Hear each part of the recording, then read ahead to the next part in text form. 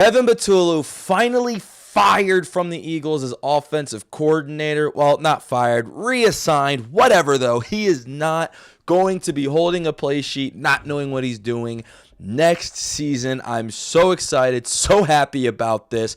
I feel like Eagle fans as a whole, we've really fought for this moment this season, just wanting this guy gone. And I got to be honest, since the first game of the year, we all knew it was a problem. I tried to be nice. For me personally, ever since the words, and I hate to do this, ever since the words Nick Sirianni guy got uttered, I personally was very nervous, knowing that the last guy was Brian Johnson. But once the first game happened and we saw what they were throwing out there on the field against the Cowboys, a defense that we thought wasn't good, I knew that it was going to be trouble for the entire year. And he was terrible. I mean, the play calls were bad, no creativity, like he told you. He just said, we just call stuff to call stuff. He didn't even, you know what I mean, try to make stuff up. There was no motion. Now there's been conversations that Jalen Hurts didn't like motion. Fine. I don't believe that because Kellen and Shane did it a little bit, but okay, fine. But Sirianni had to go. Clearly, the offense was broken all season. Now what's happened here, right, is ultimately this becomes now a Jalen Hurts conversation, right? Patullo gone. What does that mean? I see the memes, the tweets like, hey, you have a great offense, but this quarterback can't throw. Would you like to take the job? Somehow it's like Hurts has become offensive coordinator dependent, which I want to break that down. That doesn't make any sense. And the only reason I'm saying it doesn't make any sense is let's look at some of the other top players in the league.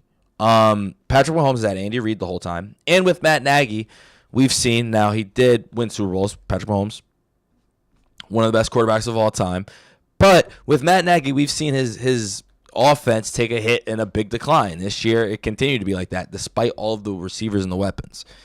And that's with Andy Reid over there, who we think has something to do with the play calling and is one of the best play callers of all time. Now, I think that's a little, as an Eagles fan, in the past, there was some iffy, but whatever. That is the public opinion of Andy Reid.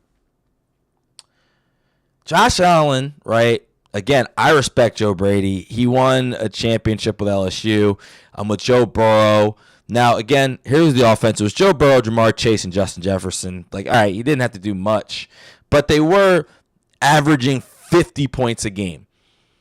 And right before he took over, after Dayball, that Bills offense was a problem. Ken Dorsey was the offensive coordinator. They hated him. They got him out of there. They, you know what I mean, moved up Joe Brady. And since then, the Bills offense has been good. You know, and it's been consistent, and he's had the same guy for 3 years now. Obviously, Stafford has McVay. Even Caleb Williams with his ascendance this year. Ben Johnson, Drake May, Josh McDaniels. He wasn't good year one, much better year two. Bo Nix, if you want to throw him in there. Sean Payton, even though I don't love Sean Payton at all as a play caller, to be honest with you. I'm not completely in love with Bo Nix, but I'm saying that to say, like, yes, you do need play calls as a quarterback. To, you know what I mean? Be better. Even Tom Brady, when he went to the Buccaneers at first, him and Bruce Arians was known as having great offenses. He was the offensive coordinator for Larry Fitzgerald and Kurt Warner on the Cardinals when they went to the Super Bowl. Even they had, like, you know what I mean, needed some time, bye week, work on some things, yada, yada. So, yes, someone asked me, is Hurts a system quarterback? I was like, I mean, okay. I think they all kind of are. I think you need play calls. I don't know. That's just kind of how the defenses are too sophisticated. These coaches are studying for 18 hours a day. And you just want a quarterback to go out there with plain old Jane plays. Not going to work. But to everyone who, you know what I mean, criticizes Hurts, Personally, I still think he's top 5. I think that the other people would consist of, obviously, Mahomes, Josh Allen. You could throw him up there. Where Josh Allen is, I just got to see how this playoff run goes before I put him higher than Hurts. I just need to see him win a ring. I'm sorry. Stafford, MVP. You can argue he's better than Hurts right now. Deeper in the playoffs this year. You can definitely make that argument for sure. You know what I mean? Hurts has been to 2 Super Bowls. Stafford went to 1, won it. MVP is big. So, wouldn't mind that. The Joe Burrow stuff to me is just, I can't. I love Joe Burrow. I was, to ask Tony El Tigre, I was the biggest Joe Burrow guy, but he does have to play and he does have to make the playoffs. Lamar, I said last year I think Hurts is better than Lamar. I don't think this year changed my opinion on that personally. I just think Lamar in the playoffs, not great. Now, this game, another regular season, not his fault, and he's been saddled with Harbaugh. So we'll see if Lamar with a different coach hits that different gear specifically in the playoffs. I love playoff performances. Josh Allen's so good in the playoffs, I still need to see him win a ring, but that's why I think he wins a ring. He's clearly over Hurts. A lot of people already say he's clearly over Hurts. I'm not going to argue with you guys. That's just my opinion on it. And I think Josh Allen is great. This is your day. This is your time. Jalen Hurts haters, Eagles haters. And all I have to say is talk your talk. But if we get like McDaniels, if we get McDaniels, anything short of like conference championship, I would borderline say Super Bowl. Anything short of conference championship, you can put all of the blame on Jalen Hurts. Seriously. Offense too good, too talented. Defense, Vic. If you get Mike McDaniels. That's kind of where I am. And I'm going with my guy if he has an offensive coordinator. With someone who, could call any kind of creative plays. We beat the 49ers. And we're taking on Seattle with a shaky Darnold. And a defenses that are semi-comparable. I think the Seahawks defense is better. But, hey, look. The Eagles lost, and it was for the best. I didn't want to go out there and win, skin of my ass, keep Patullo, and have to keep him next year. It was that bad. I really was thinking in the third quarter, I'm like, because my hope was that, okay, the Eagles are trolling, right? Like, they're just not really calling their offensive plays. But the reality just hits, like, that's not how the NFL works.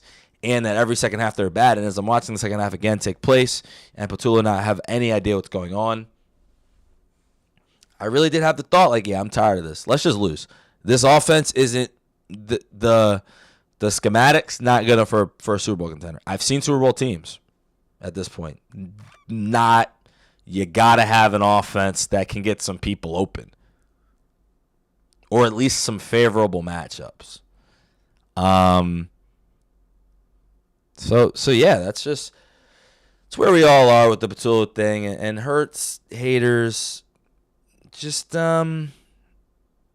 keep on. Now, one of the reasons I do this, right?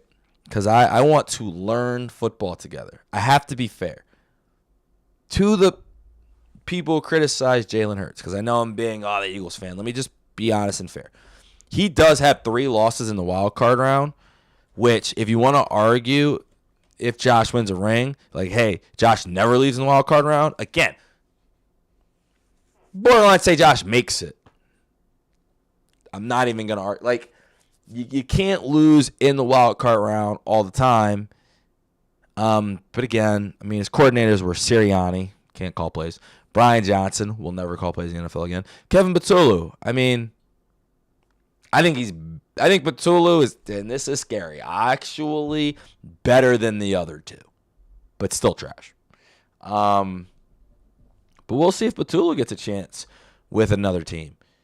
But either way, you can't lose in those games. I don't care who your offensive coordinator is, because we've seen Josh Allen go out and win those games. We've seen other great players. We've seen Lamar Jackson win a playoff game with Greg Roman out there, or two. You know, I mean, I'm talking about in specific seasons, not just trying to diss Lamar there. But so you to that point completely. You know what I mean? I hear it. It's just when you give him someone who we think is good.